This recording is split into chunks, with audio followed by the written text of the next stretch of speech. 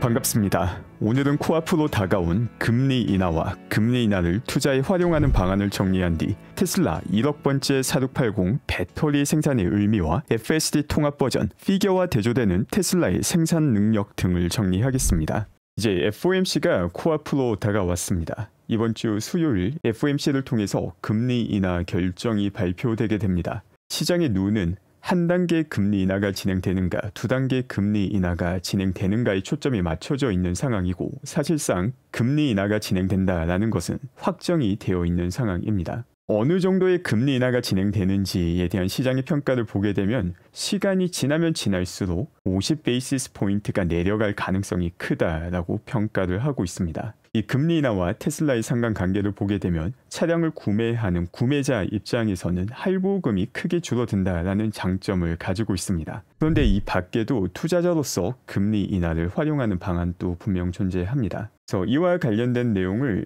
지난달 말 미국 장기 국채 투자를 대신하는 ETF를 통해서 소개해 드렸습니다. 지금 보는 내용이 TLT를 통해서 20년 이상의 만기를 가진 미국 국채에 간접적으로 투자를 할 경우 금리 인하가 진행될 때 상대적으로 낮은 리스크 대비 의미 있는 수익률을 볼 수 있다라고 정리했던 내용이고, 현재 시장에서 50 베이시스 포인트까지 인하가 될 수 있다라는 가능성이 높아졌기 때문에 또 이런 장기 국채 가격이 올라가고 있는 모습을 볼 수 있습니다. 그럼 도대체 금리 인하와 채권 가격이 어떻게 연결되는지까지 간략하게 정리하고 또 테슬라 뉴스들을 정리하겠습니다. 이제 많은 분들이 왜 금리 인하가 진행이 될 때 채권의 가격은 올라가는지, 이 둘 사이의 상관관계가 왜 반대로 가는지와 관련해서 헷갈려 하시는 경우가 많은데, 사실 이는 아주 간단한 내용입니다. 이 내용을 정리하기 위해서는 일단 채권이 무엇인지 그 본질적인 성격부터 정리를 하겠습니다. 채권이란 건 정말 간략하게 말을 하면 돈을 빌려주고 특정 기간이 지난 다음에 그 돈을 돌려받는 게 채권입니다. 그 대상이 기업에서 돈을 빌려가게 되면 기업체가 되고, 국가에서 돈을 빌려가게 되면 국채가 됩니다. 예를 들어서 내가 10%의 이자를 쳐서 10년 뒤에 돈을 돌려줄 테니까 지금 $1000를 빌려달라고 하면은 이제 지금 보시는 것과 같은 채권의 가치 변화를 볼 수 있습니다. 이 채권의 현재 가치를 평가할 때 크게 두 가지 요인이 중요합니다. 첫 번째는 내가 빌려준 돈을 떼이지 않고 받을 수 있는가, 이걸 디폴트 리스크라고 하죠.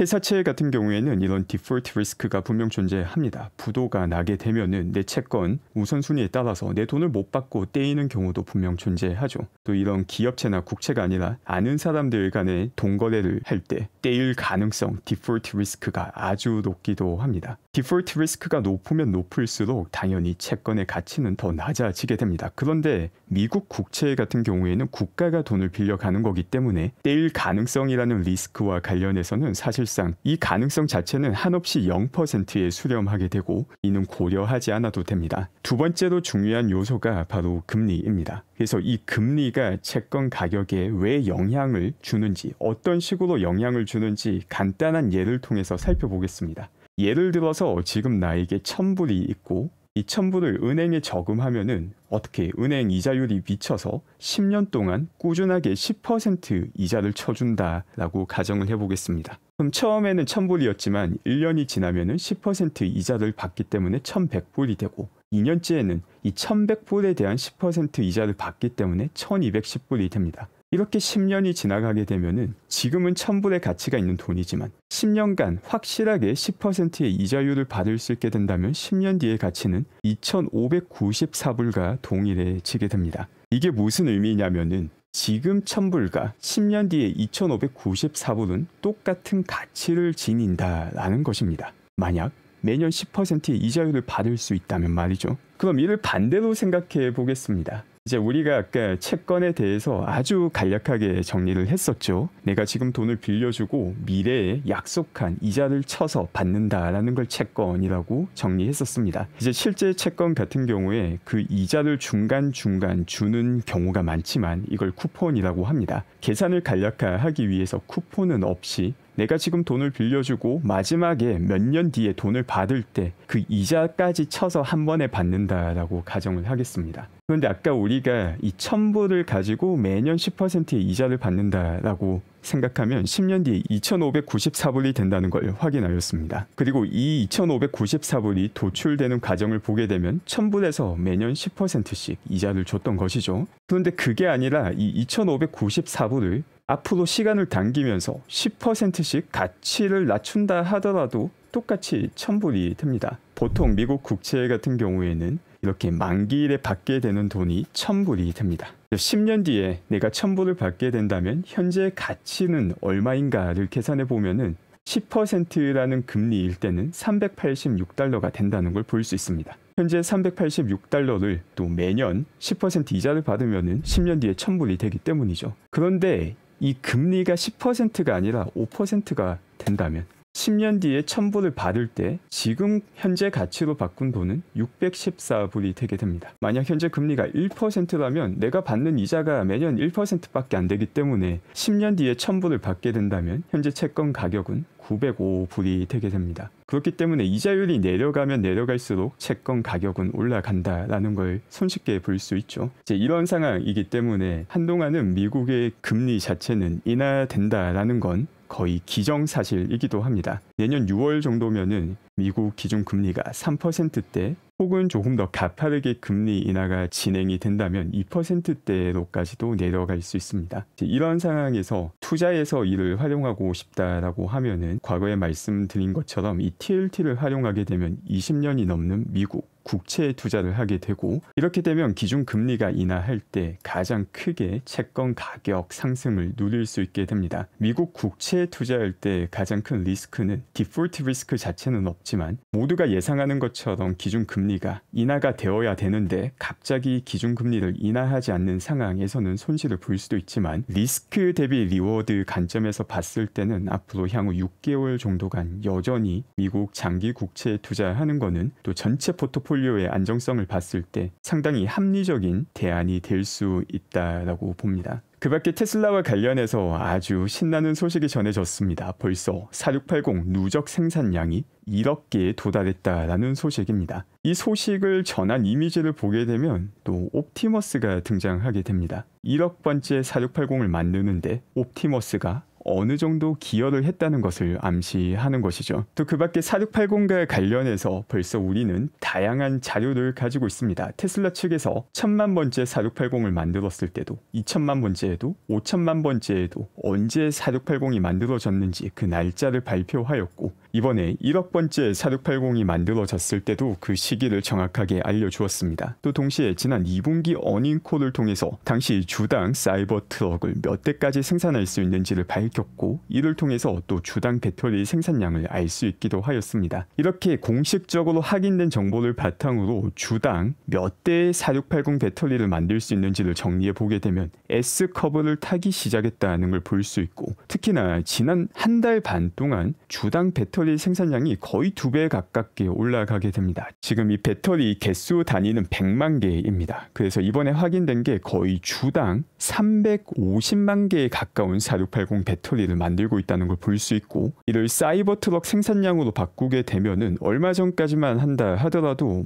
1400대에 가까운 사이버 트럭을 주당 만들고 있었는데 이제 2500대를 넘어가게 되었습니다. 거의 2배 가깝게 생산 능력이 올라가게 된 것이죠. 또 이와 관련된 정보를 지난 13일 날 정리하기도 하였습니다. 4680 생산 라인 자체가 원래 4개였는데 8개로 확장될 예정이었는데 10개까지도 확장될 수 있다라는 소식을 정리하기도 했습니다. 또 이와 연결해서 보게 된다면 일단 4680 생산 라인이 확장되고 있을 가능성이 아주 높습니다. 이게 정확하게 8개인지 혹은 최종적으로 10개까지 확장되는지는 확인을 해야 되지만 4680과 관련해서 테슬라가 상당한 자신감을 얻었다는 걸 볼 수 있는 내용입니다. 현재 사이버 트럭의 판매량을 보게 되면 미국에서 판매되고 있는 모든 픽업 트럭인 포드 F-150 라이트닝, 리비안 R1T, 실베라도 EV, GMC EV, 허머 EV 등등 모든 픽업 트럭을 다 합친 것보다 테슬라의 사이버 트럭이 더 많이 판매되고 있습니다. 그런데 이 사이버 트럭의 판매 가격은 10만 불부터 시작을 합니다. 엄청나게 비싼데 그 어떤 전기 픽업 트럭보다 더 많이 팔리고 있다. 나머지를 다 합친 것보다 더 많이 팔리고 있다. 상당히 큰 의미를 갖고 있죠.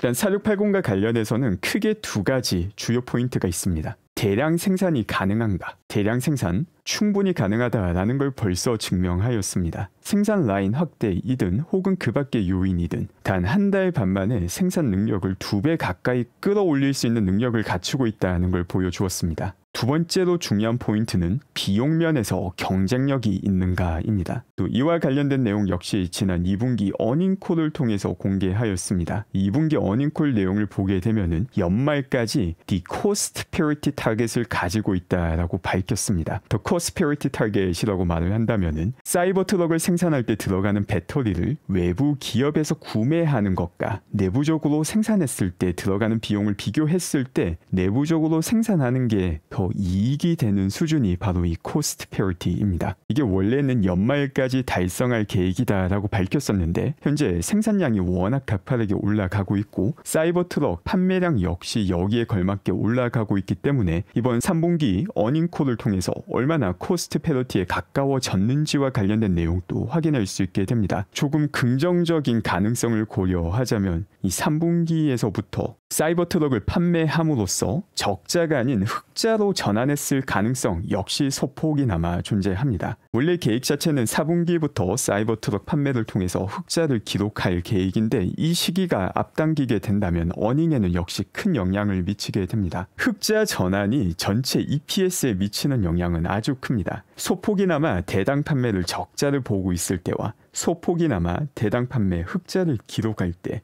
EPS에 미치는 영향은 판매 대수 곱하기 마이너스가 되느냐 플러스가 되느냐라는 아주 큰 차이를 가져오게 됩니다. 그래서 이게 흑자 전환하는 시기는 사실상 이번 4분기에 거의 확정되어 있는 상황인데 3분기로 이 시기를 앞당길 수 있는지 지켜볼 가치가 있는 내용입니다. 그리고 사이버 트럭 같은 경우 벌써 지난 8월부터 캐나다와 멕시코에서도 주문을 받기 시작했습니다. 그런데 이렇게 주문을 받았던 사이버 트럭의 첫 인도가 확인이 되었습니다. 멕시코 같은 경우 사이버 트럭 인도가 시작이 되었다는 것도 볼 수 있으며 캐나다 같은 경우도 10월 말부터 사이버 트럭이 인도가 될 예정이라는 소식이 전해졌습니다. 벌써 미국 안에서만 다른 모든 경쟁사의 픽업 전기 트럭을 합친 것보다 더 많이 팔리고 있지만 판매하는 국가까지 확대가 되고 있는 상황이며 여기에 더불어서 일론 머스크 같은 경우 북미뿐만이 아니라 유럽이나 다른 국가에도 사이버 트럭 시장이 아주 크게 존재한다라는 내용에 동의를 하였었고 다른 국가에 판매될 수 있는 버전의 사이버 트럭 역시 미래에 만들어질 가능성이 높은 상황입니다. 그리고 FSD와 관련해서도 아주 주요한 업데이트가 확인이 되었습니다. 드디어 하드웨어 3, 하드웨어 4 통합 버전 FSD가 더 배포가 되고 있는 것이 확인이 되었습니다. 지금 이 영상 같은 경우 하드웨어 3를 사용하는 차량의 통합 버전 FSD를 활용하는 영상입니다. 폴마스 씨가 공유해주신 영상을 보게 되면 하드웨어 3이지만 상당히 자연스러운 FSD 움직임을 볼 수 있다는 걸 확인할 수 있습니다. 이번 통합 버전 같은 경우는 사실 훨씬 더 큰 의미를 가지고 있습니다. 하드웨어 4와 하드웨어 3는 자동차에서 사용하고 있는 칩 자체 성능에서 분명 차이가 있습니다. 그런데 이 통합 버전 소프트웨어가 나옴으로써 객관적인 칩의 성능이 더 낮은 하드웨어 3에서조차 하드웨어 4와 유사한 성능의 자율주행을 성취할 수 있다는 게 바로 이 통합 FSD가 갖는 의미입니다. 이를 아이폰과 비교해 보자면 또 최근 신규 아이폰이 나와서 이 아이폰에 대한 관심도가 높은 상황인데 1년 전 혹은 2년 전 발표되었던 아이폰 분명 내부에 사용되고 있는 칩 자체가 다릅니다. 그런데 소프트웨어 업데이트를 하고 나니까 최신 아이폰과 같은 거의 유사한 성능을 보여주게 되었다라는 게 바로 하드웨어 3, 하드웨어 4 통합 버전의 FSD가 갖는 의미입니다. 상상하기조차 어려운 AI 능력과 소프트웨어 역량을 테슬라 팀이 갖추고 있다는 것을 보여주는 내용입니다. 그 밖에 중국에서도 FSD 버튼이 UI를 통해서 확인이 되었습니다. 현재는 비활성화되어 있는 상태인데 영어권에서 사용하는 FSD와 완벽하게 일치하는 완전 자율주행 능력 드라이버 감독 버전이라는 이름으로 중국에서도 FSD가 확인이 되었습니다. 이제 이 버튼을 활성화시키는 것만 남아있다라는 이야기인데, 이는 얼마 전 테슬라 AI를 통해서 밝혔던 로드맵이 그대로 진행되고 있다는 걸 보여주는 것입니다. 오늘 확인된 것처럼 AI3, AI4 칩 통합 모델이 배포가 되기 시작하였고, 또 다가오는 2025년 1분기 같은 경우 규제 당국의 허가만 받게 된다면 유럽이나 중국에서 FSD를 시작할 수 있다라고 밝혔는데, 중국 같은 경우는 이 시기마저 조금 더 앞당겨질 가능성마저 제시하는 게 바로 이 UI입니다. 테슬라는 소프트웨어 측면으로 봤을 때는 사실상 준비가 되어 있다는 것을 보여주는 것이고, 또 로보택시 역시 미국뿐만이 아니라 규제 상황에 따라서 중국과 유럽에서도 함께 진행될 수 있음을 보여주는 내용입니다. 그 다음은 테슬라 AI 트레이닝의 기반이 되는 콜텍스 슈퍼컴퓨터 클러스터와 관련된 내용입니다. 마치 하나의 거대한 GPU를 보는 듯한 이 건설물 역시 속도를 내고 있으며, 그 밖에 세 번째 거대 트랜스포머가 또 이 공장에 설치가 되었다라는 것 역시 확인이 되었습니다. 테슬라뿐만이 아니라 일론 머스크가 가지고 있는 모든 기업들의 가장 핵심 능력 중 하나가 제조 능력입니다. 스타링크 역시 더욱더 많은 생산을 하기 위해서 공장을 확대하고 있다는 소식이 전해졌으며, 바로 이 공장 확대 내용을 또 조태그 마이어 씨께서 드론샷을 통해서 바로 확인해 주시기도 하였습니다. 이처럼 일론이 무언가 새로운 것을 만들고자 할 때는 그 밑바탕에는 제조 능력이 벌써 깔려있는 상황입니다. 이는 앞으로 만들게 되는 2세대 플랫폼을 통한 로보택시와 저가형 모델에도 그대로 적용이 되며, 현재 1억 번째 4680을 만드는데 어느 정도 기여를 한 옵티머스 생산에도 적용이 되는 이야기입니다. 그런데 한때 이 피겨라는 옵티머스 대항마로서 마케팅을 하였던 회사가 있죠. 이 회사의 창업자가 브렛이라는 사람입니다. 이 브렛이 X를 통해서 남긴 글을 보게 되면은 고속 제조 확장과 관련된 연구 문헌을 찾고 있는데, 이와 관련된 제안이 있는지를 공개적으로 인터넷에 물어보고 있습니다. 특히나 소비자들이 사용하는 전자제품과 관련해서 이 제조 능력과 관련된 내용에 초점을 맞추고자 한다라는 글을 남깁니다. 이 피겨가 나왔을 때 당시 피겨와 관련해서 아주 큰 하이프가 있을 때도 어떤 점을 조심해야 되는지 여러 번 다루기도 하였고, 그중 하나가 제조 능력이 포함되기도 하였습니다. 그리고 이처럼 창업자가 제조 능력 확대와 관련된 내용을 인터넷을 통해서 질문을 한다. 만약 피겨에 투자하고 있는 투자자라면 아마 밤잠을 설칠 수밖에 없는 내용이 되지 않을까 생각이 됩니다. 그 밖에 노르웨이에서도 아주 흥미로운 내용이 전해졌습니다. 노르웨이에서 판매되는 신차 같은 경우 대부분 전기차이다 라는 사실은 잘 알려진 내용입니다. 그런데 신차 판매가 아니라 노르웨이에 존재하고 있는 전체 차량을 봤을 때 이제 내연차보다 전기차가 더 많아지게 되었다라는 흥미로운 소식이 전해졌습니다. 또 그 밖에 지난달 13일 전해드렸던 내용 중 하나가 이 티에리 브루통이라는 유럽 집행위원이 일론 머스크를 협박했다는 내용입니다. 당시 협박 내용을 보게 되면 트럼프 대통령과 X를 통한 인터뷰를 앞두고 있었는데, 이 인터뷰 내용에서 부적절한 내용이 나올 경우 유럽으로 송출되는 것은 문제가 있다. 그러므로 대통령 후보 인터뷰이지만 실시간으로 검열을 한 내용을 송출해야 된다라는 말 같지도 않은 협박을 일론 머스크에게 했던 사람입니다. 그래서 이 사람 같은 경우도 문제가 많고 그 이후에 역풍을 맞았다라는 내용도 전해드렸는데, 오늘 사실상 해고를 당하게 되었습니다. 마크롱의 초기 지지를 강력하게 받았음에도 불구하고 본인이 사임한다라는 글을 남겼습니다. 이 사임한다라는 글을 남긴 게 2시 23분인데 이제 EU 집행위원장 같은 경우 뭐 거의 반나절 정도 지나고 난 다음에 이 사임을 수락한다라는 걸 역시 X 플랫폼을 통해서 공개적으로 확인하였습니다. 말이 사임이지 사실 집행위원으로부터 쫓겨나는 시나리오가 미리 준비되어 있었다는 걸 보여주는 것이고, 또 이런 지나친 검열, 본인이 가지고 있는 권한을 벗어나도 한참 벗어나서 자유롭게 정보가 오고 가고 사람들이 판단을 할 수 있는 그 생태계 자체를 막고자 하는 흐름이 어느 정도 차단되었다는 걸 볼 수 있는 내용입니다. 오늘 제가 준비한 내용은 여기까지이며, 오늘 또 함께 해주신 분들 감사드리며 즐거운 연휴 보내시기 바랍니다.